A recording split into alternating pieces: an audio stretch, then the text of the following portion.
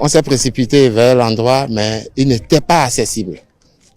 L'intensité du feu ne permettait pas de faire quoi que ce soit. Aussitôt, nous avons rendu compte à notre hiérarchie, appelé au secours les collègues du groupement des sapeurs qui, eux, vu ce qui se passait, ont dû rapidement appeler eux aussi Porto Novo qui est venu à la rescousse. Donc c'est progressivement qu'ils ont fini par avoir raison du feu. C'était déjà aux environs de 8h30. Mais pendant ce temps, il y avait les occupants du deuxième camion chargé de produits pétroliers qui, eux, n'ont pas pu se tirer d'affaire. La portière étant coincée, le chauffeur est resté au volant et a tenté de se débattre, mais a été calciné au volant. Tout comme une seconde personne qui, elle, s'est échappée. Mais pendant qu'elle descendait, c'est que le camion s'est renversé sur elle. Donc elle aussi a été consumée au-delà des 4/5e et il y a une infime partie de chair fraîche. Voilà. Cette personne n'a pas pu être, pour le moment, selon nos renseignements, on n'a pas pu connaître de qui il s'agit. Mais le chauffeur, a priori, on le connaît. Parce que certains de ses parents se seraient présentés et nous ont donné son identité complète. Il faut préciser que dans ce camion, il y avait les propriétaires des produits. Les camions ont été loués, mais les produits y ont été mis par ceux qui ont loué. Donc à bord du camion, il y avait le propriétaire, selon nos renseignements.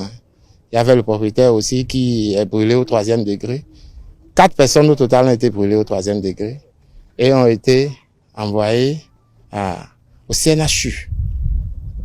Hier soir, l'une d'entre elles qui était en réa avec une seconde a rendu l'âme et 2 sont encore au service des grands brûlés.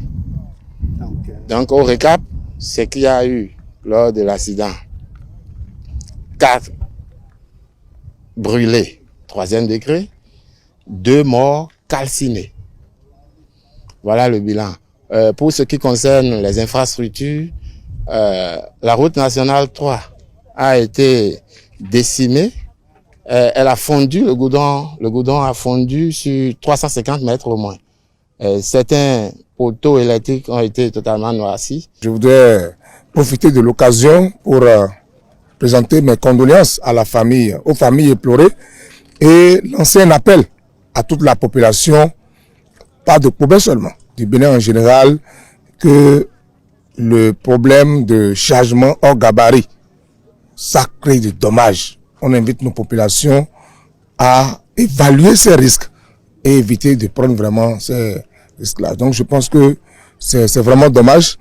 Je voudrais également remercier le ministre pour son déplacement. D'abord, ces produits ne doivent pas être transportés en bidon, dans des bidons. C'est des camions citernes. Des camions citernes bien réglementés. Puis, les transporteurs doivent avoir aussi des autorisations. Donc, c'est un transport bien réglementé. Parce que quand ce n'est pas réglementé, quand on ne suit pas la réglementation, on voit ce qui se passe là. Donc, notre appel, c'est de demander à tous les transporteurs d'aller au niveau de l'Agence nationale de transport terrestre, à la direction de transport terrestre et aérien, pour s'informer de l'autorisation qu'ils doivent prendre. Parce qu'au moment de l'autorisation, ils doivent déclarer leur matériel de transport et des produits transportés. Quand vous transportez de l'essence ou du gasoil, ça doit être identifié clairement sur le matériel de transport. 1203, 1202. Ceux qui voient, ils savent que devant eux, c'est un produit inflammable, soit essence, soit gasoil, et ils doivent faire attention. À l'aune des 6 jours de la tenue de ces assises, les conclusions sont fortes et le général serait porté 5 étoilés. Il risque de faire la transition encore à titre présidentiel sans élection pendant 5 ans. Et l'assise aussi a ordonné l'amnistie pour les putschistes. Alors cela me permet de comprendre que les gens ont pris une tournure, hein, et ce n'est pas ce que nous aurions pensé à l'aune du putsch. C'est comme si ces derniers sont en train d'avoir le contrôle total de ce qu'ils font. Et cela ne serait que renforcé par leur alliance des États du Sahel. Parce que cela va permettre quand même, un temps soit peu, de contrer les adversités auxquelles ils feront face. Parce que vous savez, aujourd'hui, le Mali, le Burkina, le Niger, qu'on le veuille ou pas, ils forment un bloc. Et ceux qui sont en train d'envisager, et ça là ne serait pas facile pour eux, mais avec les conclusions de ces assises-là, nationales, nous sommes en train de constater que le rouleau compresseur est mis en branle. Et est mis en marche et qu'ils ne retourneront pas. Il n'y aura pas de recul. Mais ce à quoi nous attendons, moi de mon point de vue, c'est vrai, leur assise est souveraine et les décisions sont prises par les congressistes pour le peuple. Alors, si le peuple se retrouve dans cette transition, c'est bien qu'ils vous souviennent au temps de la Révolution, après 72, déjà à 76, certains intellectuels du Bénin qui ont prôné la Révolution l'avaient déjà voué à l'échec avant 88-89. Donc, le système, pour eux, selon eux, est lancé. Mais il faut compter avec les catalyseurs qui vont venir d'un moment à l'autre. Si l'Union doit prospérer, tout dépendrait de la géostratégie, de la géopolitique et de la politique internationale et mondiale. Quels sont les événements maintenant qui seront annoncés d'ici 1 an, 2 ans? Vous savez, aujourd'hui, l'Europe est divisée. Les États-Unis ont une position par rapport aux hégémonies africaines, par rapport aussi à l'Union européenne. Donc, voilà que ils font partie des grands décideurs, qu'on le veuille ou pas. Est-ce qu'à un moment ou un autre, des forces vont fédérer pour faire barrière à cela, ou bien ils auront encore plus de soutien pour consolider ce qu'ils ont? Donc la suivi du Niger ne dépendra pas seul de la politique interne du Niger. C'est vrai, les assises ont lieu, ça va conforter le peuple avec les dirigeants actuels. Et vous savez, que ce soit dans tout le monde, l'Union n'a jamais été stable. On cherche tous des partenariats, on cherche la sécurité, on cherche la quiétude, on noue des relations bilatérales, on noue des accords de partenariat stratégique, et nul ne sera de trop. Donc si parfois, vous avez déjà vu le passeport des États du Sahel a été refusé de visa par la France, et si d'autres aussi pays le font, et que des citoyens soient appelés à voyager de par le monde, vous voyez, c'est qu'il y a de l'attaque, il y a des contre-attaques. Est-ce que quand ils vont faire le bilan, le même peuple pour lequel ils aspirent la souveraineté, l'autodétermination, est-ce que ce même peuple-là serait en phase avec les dirigeants? Wait and see. Donc moi, je prends des gants quant à cette dimension de voir que tout est de go acquis. 5 ans renouvelables sur 10 ans, qui a vu demain, qui a vu avant-demain, qui a vu après-demain, qui a vu 2 ans, 3 ans. On attend l'idéologie. Tout compte fait, qu'on le veuille ou pas, quand un système atteint son apogée, le déclin s'ensuit. Donc eux-mêmes doivent savoir, aussi fort ou prospère comme État du Sahel qu'ils auront à mettre en place à un moment donné, ils doivent s'attendre à ce que ça revienne encore pour repartir encore de fort belle. Le Bénin, à nouveau, sera le miroir de l'Afrique. Je voudrais vous rappeler que le siège de la Confédération africaine de roller sport, donc de la Roskate Africa, est au Bénin. Je profite de cette occasion pour remercier le président de la République, son Excellence, le président Patrice Talon, parce que c'est sous son mandat que nous avons eu cet accord de siège. Nous le remercions et nous remercions notre ministre de tutelle. Le Bénin sera encore le miroir dans lequel les pays africains, dans leur diversité, vont se regarder pour regarder l'avenir, pour travailler pour le développement de notre sport. Et donc, le Bénin, en tant que pays de l'accord de siège, le Bénin va bénéficier encore une fois, de la confiance des Africains. Le roller sport, c'est un sport magnifique. C'est un sport qui met en exercice tout le corps et qui est très bénéfique pour tout être humain. Je vous invite, vous tous journalistes, à pratiquer le roller sport. Au-delà de vous, tous les Béninois, à pratiquer le roller sport. Nous sommes un sport, nous avons 12 disciplines au total. Et pour les 12 disciplines, il y a une discipline qui est olympique. C'est le skateboard. Et donc, nous étions à Paris 2024. Nous étions aux Jeux Olympiques de Paris 2024. Et donc, il y a après une autre discipline qui est une discipline phare que les pays africains pratiquent souvent. C'est le roller de vitesse. C'est le speed, comme on le dit en anglais. Et donc, ça permet de se tenir sur des chaussures à roulettes et de patiner. Et donc, au nombre de 12 disciplines, l'Afrique pratique véritablement 5 disciplines au moins, et dont le skateboard qui est une discipline olympique. Au cours de cette réunion, il y aura une feuille de route pour nos compétitions.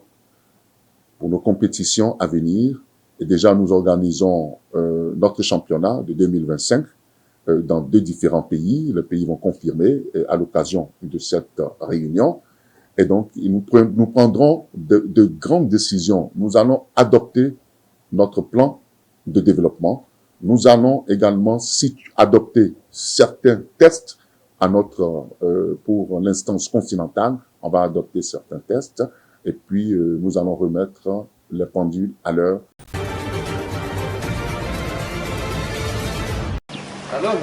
L'ONU a exprimé sa grave préoccupation après l'enlèvement d'au moins 130 malades et blessés par les rebelles du M23 à Goma. Selon les Nations Unies, le groupe armé a enlevé 116 patients de l'hôpital CBCA et 15 autres de l'hôpital Hill Africa de leur lit, sous prétexte qu'ils étaient des soldats de l'armée de la RDC ou des membres de la milice pro-gouvernementale. L'ONU rappelle que les hôpitaux doivent être protégés en toutes circonstances et exige le retour immédiat des patients pour qu'ils puissent recevoir leurs soins. Le M23 est entré dans la ville de Goma à la fin du mois de janvier et a depuis réalisé une avancée fulgurante dans l'est du Congo, s'emparant de territoires et accédant à des précieux minéraux.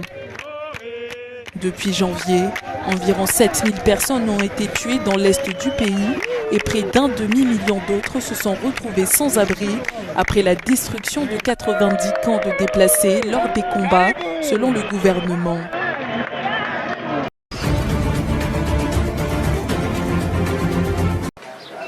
À Omdurman, près de Khartoum au Soudan, Guet Abdelkader a établi une cuisine caritative depuis avril 2024. Depuis lors, il est en première ligne de sa gestion, soutenu par les volontaires de son association. L'année dernière, il n'y avait presque aucune famille à nourrir, alors que la guerre entre les paramilitaires et l'armée a obligé les populations à prendre la poudre d'escampette. Mais pour ce mois saint du Ramadan, son association prévoit d'accueillir une dizaine de personnes quotidiennement. Cette cuisine caritative a été créée l'année dernière en avril, juste avant le début du Ramadan. Au commencement, il y avait peu de personnes, mais la simple présence de repas incitait les résidents et les passants à venir à la cuisine. À cette époque-là, il n'y avait aucune famille dans la ville, donc les repas étaient servis directement dans cette cuisine. Mais avec le retour des déplacés à Omdurman, la vie reprend progressivement son cours. Le marché est animé et des produits de plus en plus disponibles. Chaque jour apporte son lot de nouveautés, Dieu merci. Néanmoins, il y a eu de nombreuses difficultés lorsque les gens sont revenus après la guerre et que les prix de certains produits, notamment les produits locaux tels que les légumes, ont augmenté. Après la réouverture des routes, les prix étaient encore élevés, mais grâce à Dieu, les légumes ont commencé à arriver dans la région et la vie s'est améliorée. La guerre a débuté en avril 2023 au Soudan. Elle implique l'armée et les forces de soutien rapide avec des combats à Khartoum, la capitale.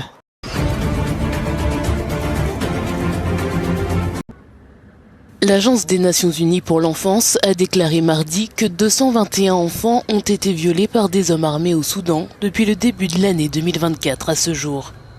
L'UNICEF a documenté des cas d'enfants violés lors d'attaques contre des villes dans 9 États du pays. Plus de 30% des enfants victimes de viols étaient des garçons, tandis que les autres étaient des filles. Parmi eux, on compte 16 enfants de moins de 5 ans et 4 nourrissons.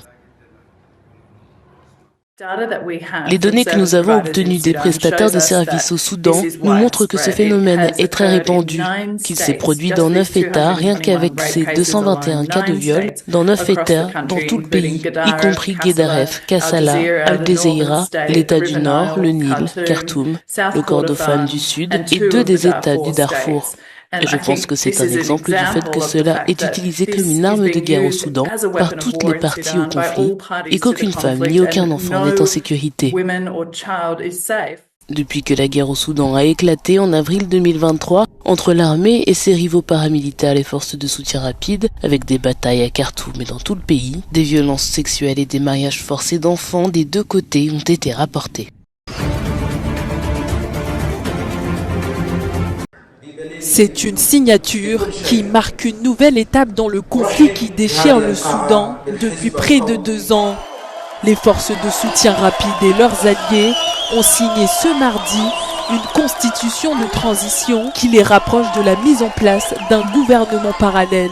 Le nouveau document établit formellement un gouvernement et trace les contours de ce qu'il décrit comme un État fédéral et laïque divisé en 8 régions. Il prévoit une charte des droits fondamentaux donnant aux régions le droit à l'autodétermination si certaines conditions ne sont pas remplies. Il appelle également à la création d'une armée nationale unique dont les signataires constitueraient le noyau.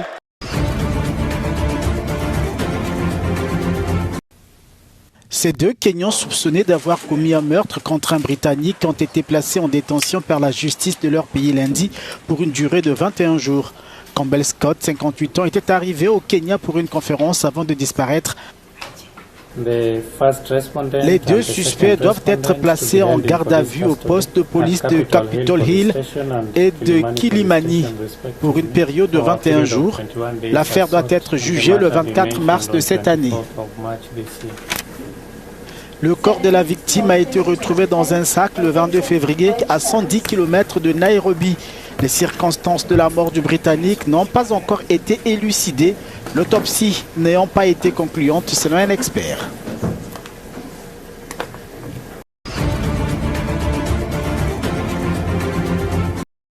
La compagnie pétrolière nationale libyenne a annoncé lundi un appel d'offres pour l'exploitation de l'or noir du pays, une première depuis 17 ans. Reste à savoir si les investisseurs étrangers vont se bousculer alors que la Libye peine à retrouver son unité et sa stabilité depuis la chute de Muammar Kadhafi en 2011.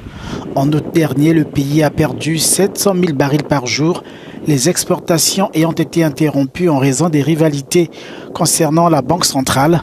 La Libye a besoin de 3 à 4 milliards de dollars pour atteindre une production de 1,6 million de barils par jour, selon son ministre du pétrole cité par Reuters. Le pays produit actuellement plus de 1,4 million de barils par jour.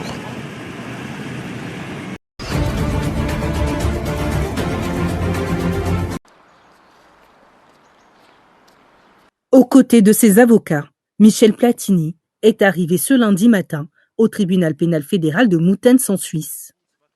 L'ancien footballeur international devenu sélectionneur puis dirigeant sportif comparaît aux côtés de l'ancien président de l'UEFA et de la FIFA, Sepp Blatter.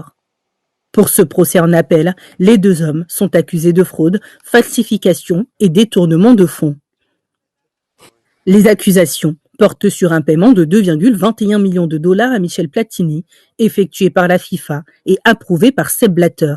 Un paiement qui a porté atteinte aux actifs de la FIFA et a enrichi Platini de manière illégale, selon la plainte des procureurs datant de 2021. L'acquittement est intervenu près de 7 ans après la révélation de l'enquête. Les 2 hommes ont toutefois été démis de leurs fonctions, à la tête de la FIFA et de l'UEFA pour Sepp Blatter. Pour Michel Platini, l'affaire a mis fin à sa campagne pour succéder au président de la FIFA.